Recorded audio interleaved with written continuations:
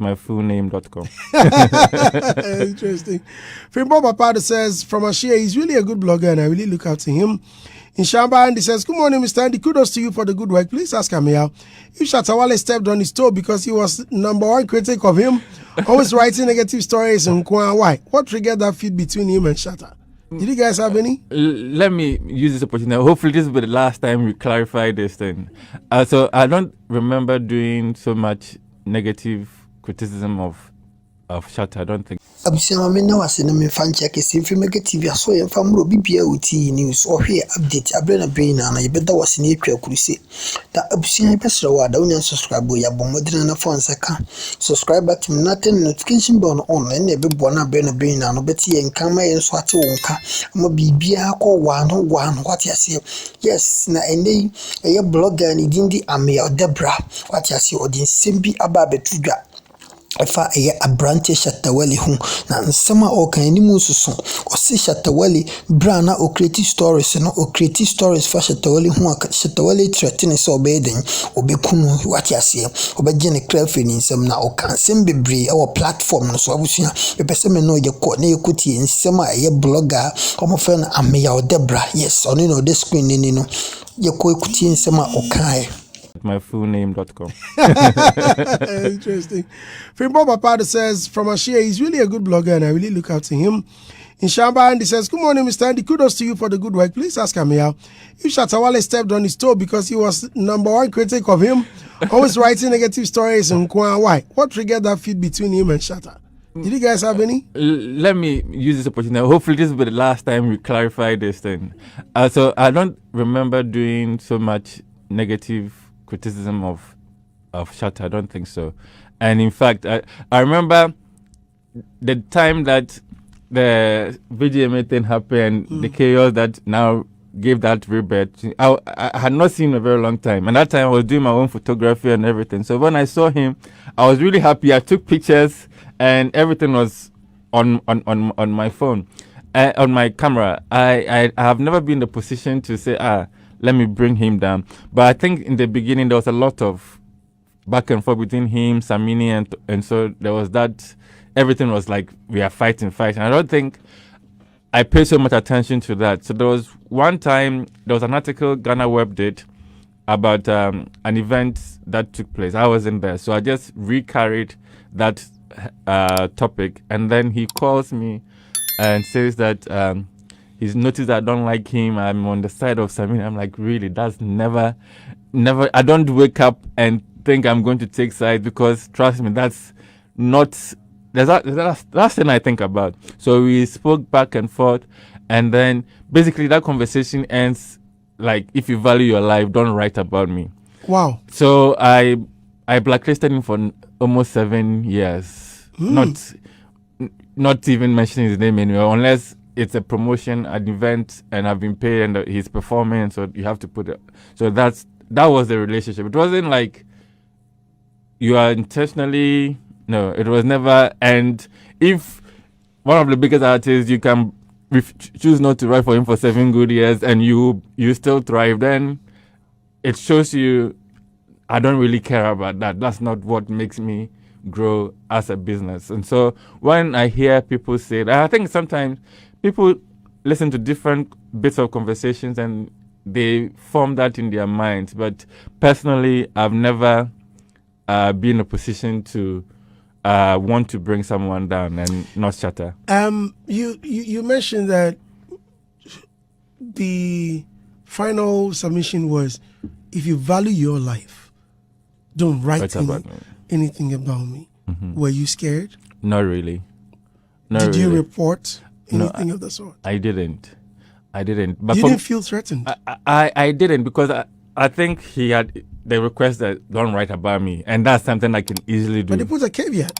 Yeah, so that's why I wasn't writing about him. So if you write, then he would. And I said, no, you don't mean anything to me for me. What brought you and the funny thing is that it was around the Christmas. So in every Christmas, then you call me, and few days we traveled together on the same flight to Tamale. I think Mimi's people, they were doing Tamale invasion or something. So few days we at the airport. He's seated somewhere, I'm seated somewhere, and that was a test of not writing about him, because I covered that event and he wasn't even, not even a picture. And and then the fans now start, oh, before this enemy, how can you go to this? And this guy, this is a man of the show, and you haven't even done. I'm like, well, that's what it is. And then it continued. I think the following year, he won Artist of the Year or something. And then Sakode won more awards. So I was like, okay, Sakode wins 4 awards. And that was my hell, and that was my focus. So I ignored him. And anytime we do that, now the fans are now coming and like, Uchino. But then the truth is that it's coming from somewhere, and that's what it is. They didn't know the backstory. They didn't know. Okay, so after 7 years. Oh, I mean, after now I write about him. I mean, my people. You still don't fear your life. No. I think maybe he's understood that I don't have that intention or whatever, because he. What changed after 7 years? For me, I think also it's because there's a new group of people who work at Ameyaw, and so most of them, I mean, they are conversating with him on Instagram. They are chatting with him. Some are his fans. Yeah, so I allowed that to happen. This guy, you know the fear your life. You know the fear your life. Yeah. And the Sami Dusty says this guy only posts negative news about Wale, which is very bad of him. Then I also sometimes want them to explain when you say negative news. If your guy does only negative things, the news that is going to come out is going to be negative. But if it's because that's their perception. If it's negative, means it's not promoting him. But if you slap Bulldog, and I write a story that you slap Bulldog, it's that's what it is, the truth. As far as I am not cooking up something to tarnish your image, then there's nothing negative. If your actions are negative, then the news around you should be negative. Slapping Bulldog hasn't done that yet. So that's pretty much what we do. I don't go into create scenarios that don't exist. And if I express an opinion through a review, I expect also people to accept that that's somebody's opinion. It doesn't come from a bad place. I see. Prince Joseph Sandy, please, I need his contact seriously for my job. Okay. I think I read that one.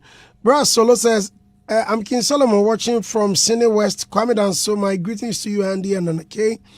Mr. Sai says, Ameyaw, realist from day one. What more can I say? Bless you, Ameyaw. Thank you, Papa Dusty, for the birthday wish. DJ Bridash, you're the best. The Momo will follow. Tell him that you send a Momo. One of my sons, oh, wow. Miamone, you are sending me song to listen to your song. Listen to this song and let me know what you think. I mean, how much do you charge when you listen to a song? Or they don't send you songs? I don't listen to songs to charge just for listening. But I mean, my rates are friendly to music and creative people than to businesses. I've tiered it like that. So if it's a promotion for business, it's a little bit higher than what I would do for people in the arts when it comes to promotion. Some interesting comments coming in. Tweets. Adriba 7 says, Ameyaw's fans must be called Amidebrans. Ebenezer Kovna says, can they ask him what's with him and Niyama? What really caused him to kind of blacklist Wale? Because, like he said, he's very meek. So what at all pushed him to do that? It looks like he just tuned in. Adeba says, great interview, Andy. Thank you so much. Violence. Nana Kwesi says, why doesn't he respond to inquiries on Twitter? For example, he put out this new place on Twitter, was preparing for a space like that. So I reached out to have a fair idea of how much expenditure I'm looking at, and he never replied. Even sent him a DM too. If you send me a DM and I didn't reply, it's probably because I've not seen it. Because, for instance, this project you're talking about, my aim was to promote the architect. And so any queries I saw around that, I was very quick to respond. So, and in a day, I get close to 10,000 mentions, and I cannot really see all of that. And so, it's not deliberate. But anytime I see something, and most people will tell you, as for me, I reply. It's based on how I'm able to see it. Fix Empire says, please ask him what really led him to interview the Nigerian porn star. What led me to it? I think I was in Nigeria. I was like, I think I had access to him on Twitter, so I was like, let me interview you. So how did this person remember that interview?